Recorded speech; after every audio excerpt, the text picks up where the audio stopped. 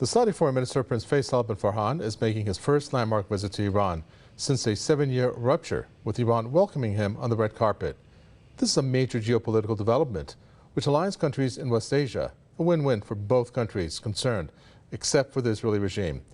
What is the significance of this alignment, especially when it comes to the U.S. regional presence? Is the U.S. presence now under question, or worse yet, a destabilizing factor? In this edition of the Spotlight, we will take a closer look at this unification, its regional implications, and even how it transcends the region in the context of a new world order. First, let me introduce our guests. Tony Gosling, historian and investigative journalist, joins us from Bristol.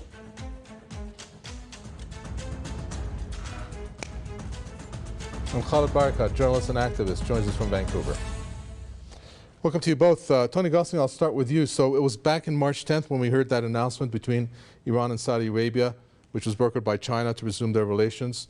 And we're now looking at just a few short months that the Iranian embassy has opened in Jeddah in terms of a major development. And then you have the Saudi foreign minister who is now in Iran.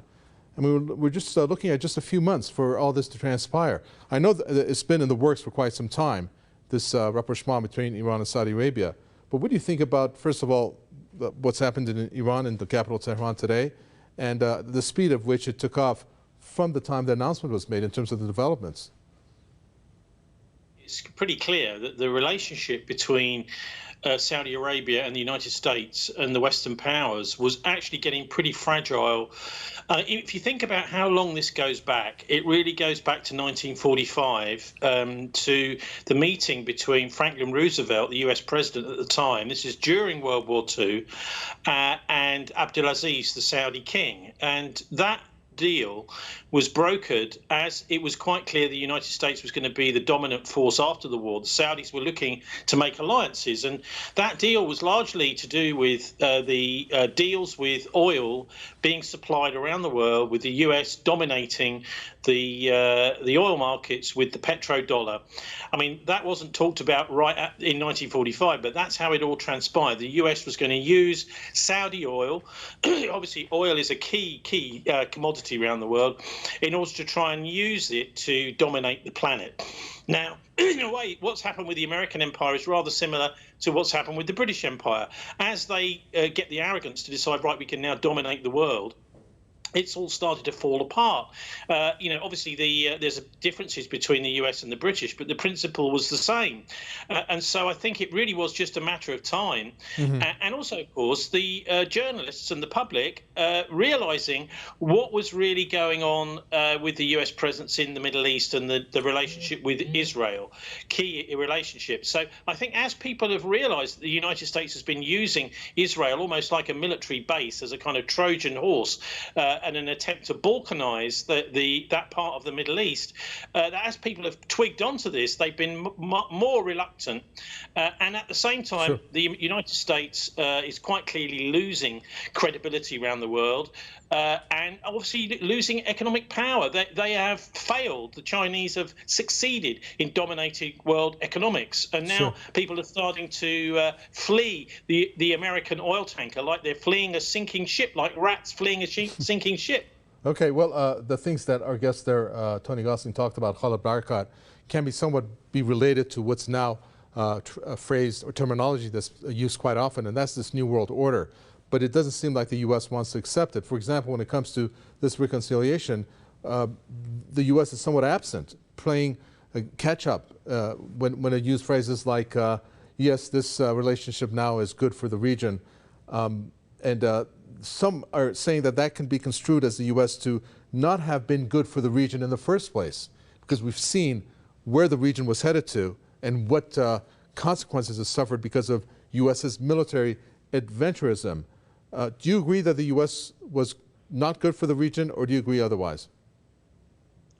I think looking at history, it's really important because it teaches us how did we get to this point. History is important, but at the same time, if we look at empires, when they retreat, they go into a phase of denial, and sometimes they make very hasty decisions that get them in a lot of trouble.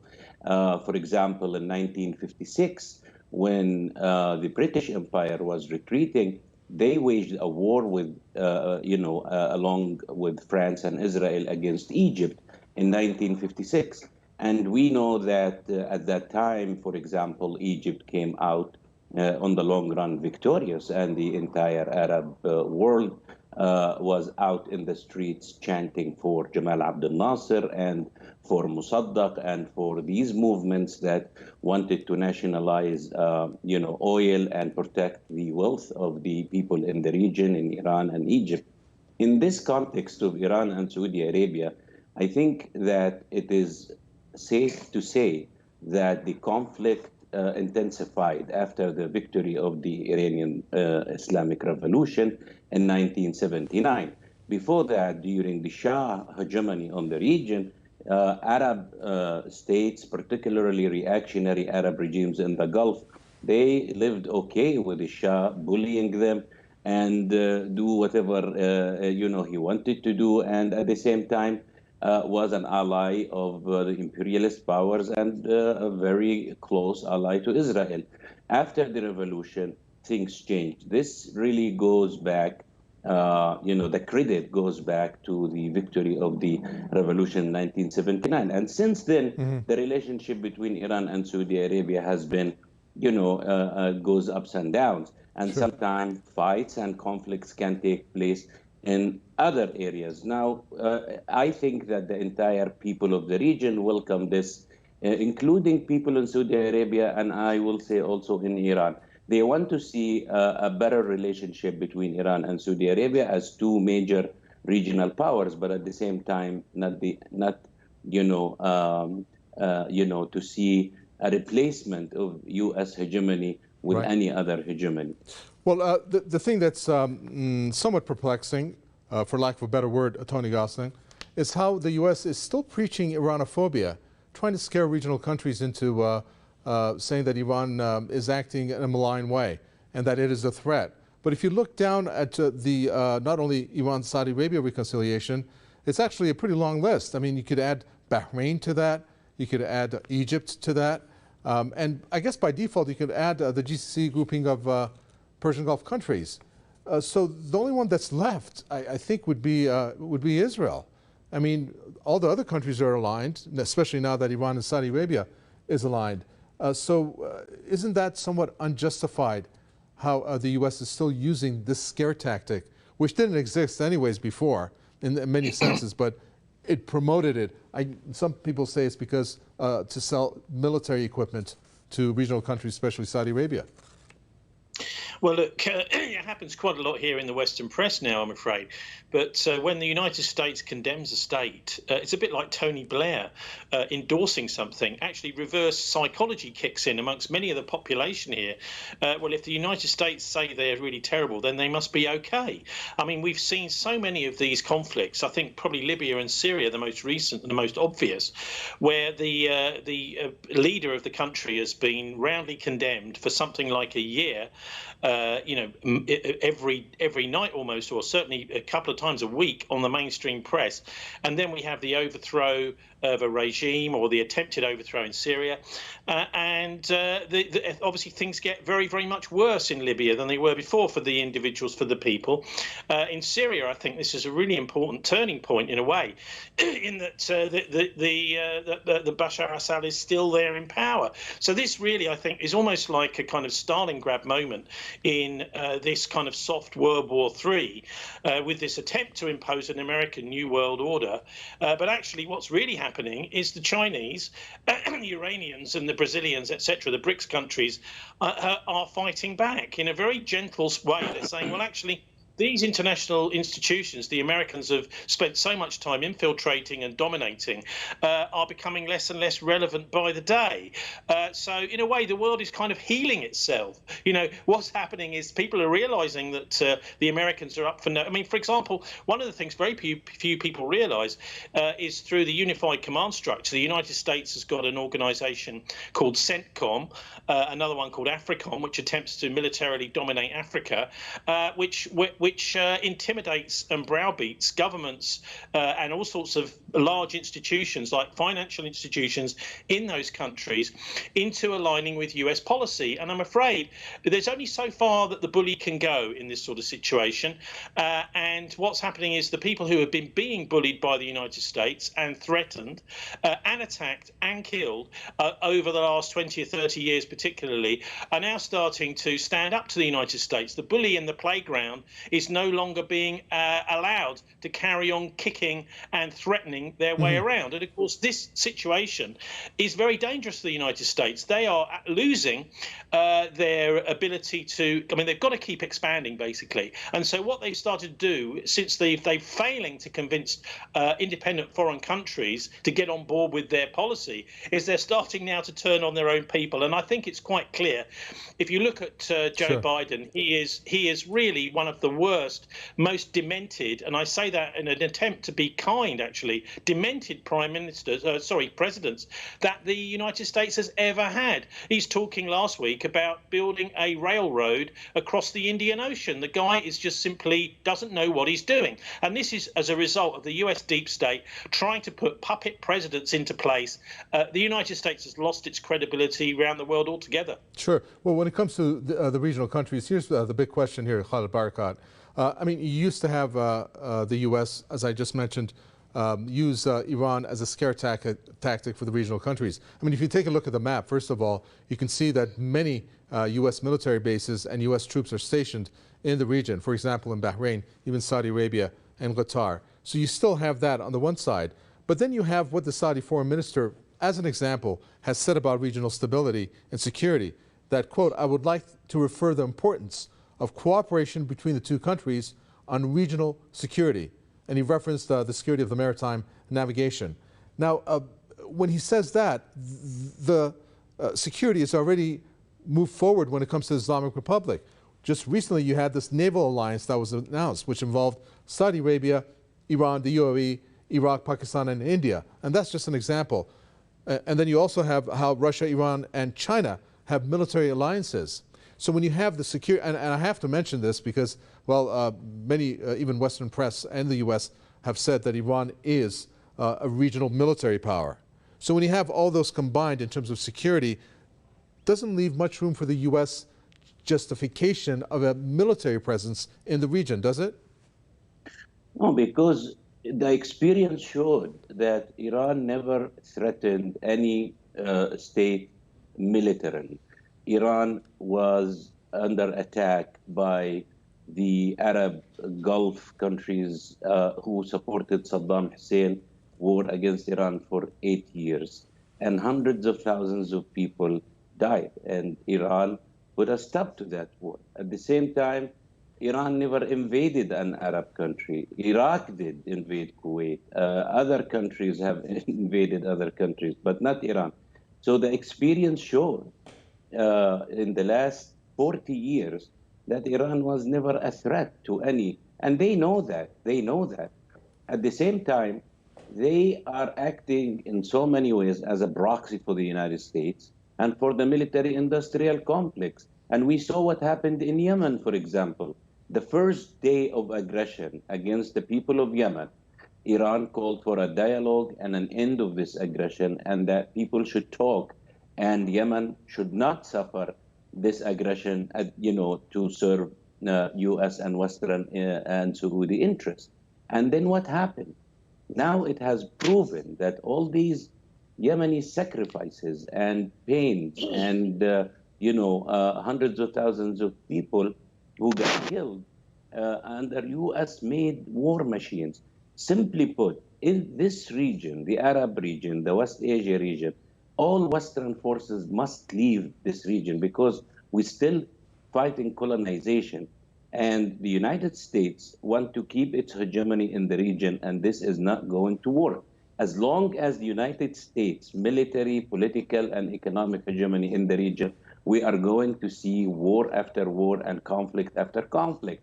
It's simply put, this region needs to be liberated from Western hegemony powers and from U.S. imperialism and from Zionist regime. That's why the only one who's really upset at this Iranian-Saudi deal is Israel.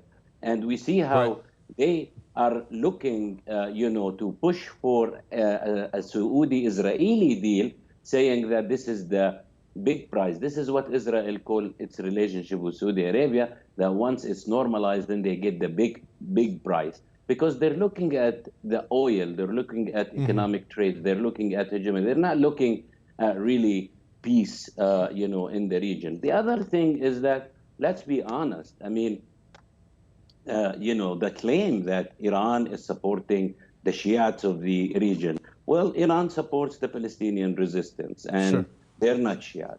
And Iran supports all kinds of Arab liberation movements, and they are not religious or even. Sure, let's talk about that Palestine issue in terms of Saudi Arabia a little bit here, Tony Gosling, because it was quite, I mean, I don't know how you would construe it, but when the U.S. Secretary of State Anthony Blinken visited Riyadh, and it was actually a big deal. There was a conference, there was a summit, but it wasn't really covered in the media to be a big deal. Anyways, at a press conference, he was standing next to the Saudi foreign minister, and when asked, the Saudi foreign minister, when asked about the push for Israeli normalization, well, basically he said the Palestinian issue, the Saudi foreign minister, he said the Palestinian issue was and remains the central issue for Arab countries and is at the top of the kingdom's priorities, saying in essence that this is not the time for this normalization.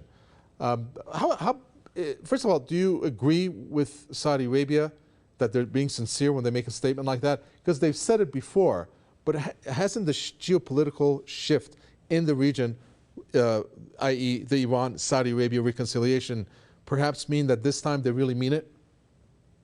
Well, look, I don't think, I'm afraid, that the Saudis are really motivated by caring and loving of the Palestinians. I think what happens is when they can see, I mean, Mohammed bin Salman, I think, has just been seeing the writing on the wall. He's seeing what's going on in wider parts of the world and in geopolitics generally. And suddenly it's become more convenient for him to talk about the Palestinian cause. So I'm afraid very, very few leaders in our world are actually motivated by caring for the people that they're supposed to be leading, let alone foreign people. They're looking at maintaining their own power most of the time.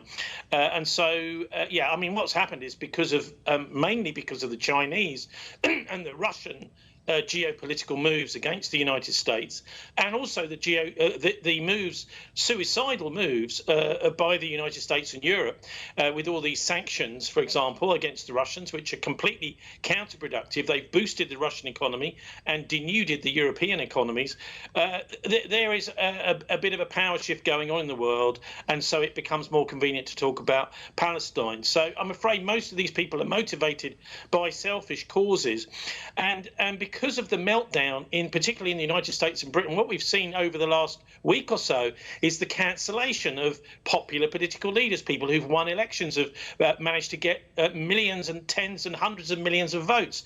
That is to say, Donald Trump and Boris Johnson. The deep state, it's losing abroad. And so what it's trying to do is consolidate its control over the countries by putting, people like Rishi Sunak, the Goldman Sachs guy, in charge of Britain in order to create a kind of technocracy in the West, where the elites and the financial elites are in control of those countries, and not those people like Trump and Johnson, who the populations actually want and elected. So what you've got is you've got a war going on abroad in foreign policy, which they're losing, and I think actually a war that they're now waging against their own people. And probably the best person who's written about this is the brilliant writer Kees van der Peel, a professor from Sussex University, a Dutch guy, and he's written a book called States of Emergency, which shows that this elite predicted that their own populations were going to begin rising up against them as they tried to take more and more control and power.